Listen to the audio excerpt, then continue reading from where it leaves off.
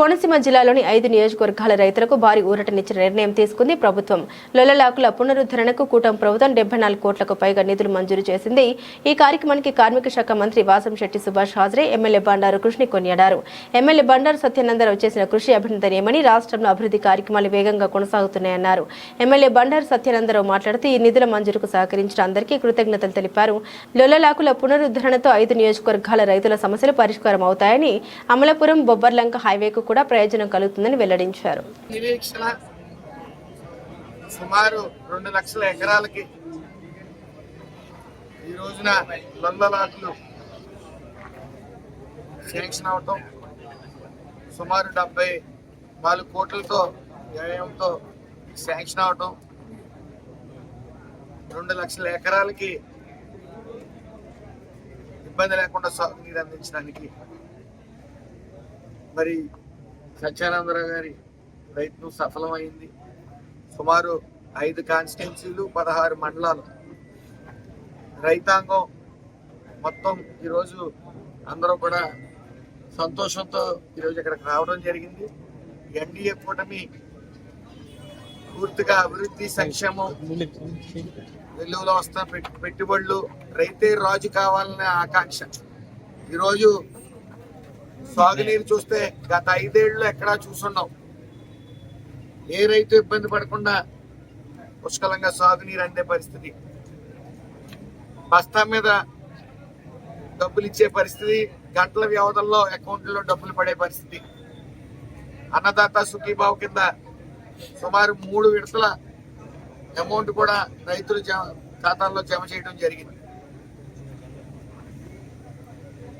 ఈరోజు కేవలం ఎన్డీఏ కూటమి చేస్తున్న అభివృద్ధి, సంక్షేమం సుమారు 21 నెలల్లో పెన్షన్ల రూపేణా ఓన్లీ పెన్షన్లకి 60,000 కోట్ల రూపాయలు ఇవ్వడం జరిగింది. ఇది ఎవరి వల్ల సాధ్యం కాని పని. అలాగే వస్తున్న పెట్టుబడులకి, లక్షల కోట్లు వస్తున్న పెట్టుబడులకి సుమారు 24 లక్షల ఉద్యోగాలు ఇవ్వడానికి సర్వం సిద్ధమైంది.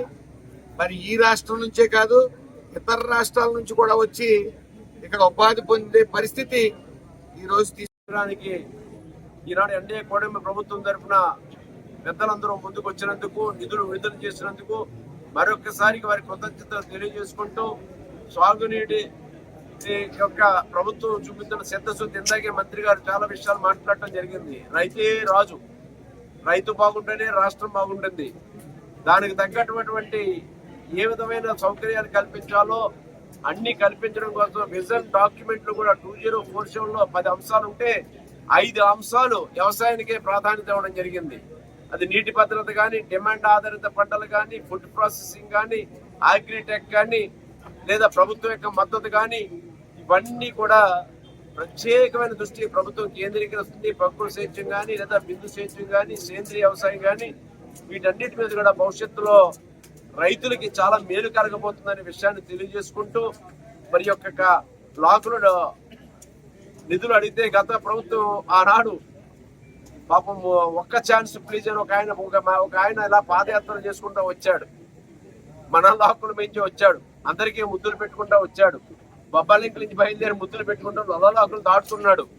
లొల్లలాకుల దగ్గరికి వచ్చాడు. మన ప్రాంత రైతులందరూ అడిగారు, అయ్యా మా లాకులు శిథిలం అయిపోయి వీళ్ళందరూ బాగు చేసుకోవాలని కోరితే వారు ఆ రోజున చెప్పారు, నేను అధికారంలోకి వస్తాను, వచ్చిన వెంటనే లొల్లలాకులను నిర్మాణం చేస్తాను అని ఆయన గట్టిగా చెప్పినట్టుగా ఈనాడు పత్రికల్లో నేను చూడటం జరిగింది. ఆనాడు జరిగిందో లేదో నాకు గుర్తులేదు, కానీ ఈనాడు పత్రికల్లో మొన్న మధ్య ఈ లాకులు శిథిలం చేయాలి, జగన్మోహన్ రెడ్డి గారు పాదయాత్ర చేసినప్పుడు లాకుల మీదకి వెళ్తా హామీ ఇచ్చాడు, 5 సంవత్సరాలు పరిపాలన చేశాడు, కానీ గాలికి వదిలేసాడు అనే మాట ఒక పత్రికల్లో నేను చూడటం జరిగింది. ఆనాటి ప్రభుత్వంలో కాకుండా మొన్న ఎన్నికల ముందు నేను గౌరవ ముఖ్యమంత్రి చంద్రబాబు నాయుడు గారు రావులపాలెం వచ్చినప్పుడు కోరాను లొల్లలాకులు